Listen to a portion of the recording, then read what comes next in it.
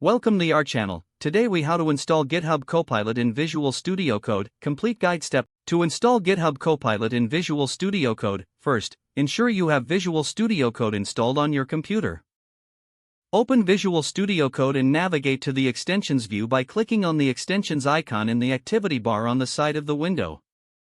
In the search bar at the top of the Extensions view, type GitHub Copilot. From the search results, locate the GitHub Copilot extension. Click on the Install button to add the extension to your Visual Studio Code. After the installation is complete, you will need to sign in to your GitHub account. A prompt will appear asking you to authorize GitHub Copilot. Click on the Sign In button, which will redirect you to your web browser. Follow the prompts in your browser to authorize GitHub Copilot access to your account. Once you have successfully signed in, return to Visual Studio Code. You should now see a notification confirming that GitHub Copilot is ready to use.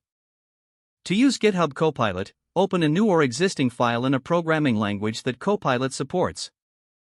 Start typing some code or comments, and GitHub Copilot will automatically suggest completions. Press the Tab key to accept a suggestion or continue typing to see more alternatives. You can adjust settings for GitHub Copilot by going to the Settings menu in Visual Studio Code.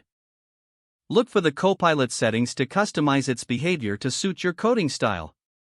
You are now ready to enhance your coding experience with GitHub Copilot in Visual Studio Code. If the page does not load, refresh the browser or try again in a private or incognito window. Make sure you are using the correct email address, then retype it carefully to avoid. If your password is not accepted, use the reset option and create a new strong password you can remember.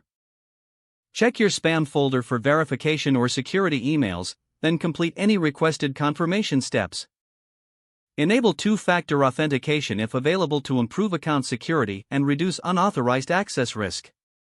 After signing in, review your profile details so your contact information and settings are accurate and current. If you see an error message, note it down and try again after restarting your device and internet connection. Log out when you finish, especially on shared devices, to keep your account and payment information secure.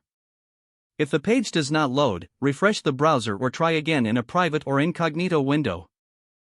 Make sure you are using the correct email address, then retype it carefully to avoid small typos. If your password is not accepted, use the reset option and create a new strong password you can remember. Check your spam folder for verification or security emails, then complete any requested confirmation steps. Don't forget to like this video and subscribe to our channel for more step-by-step tech guides.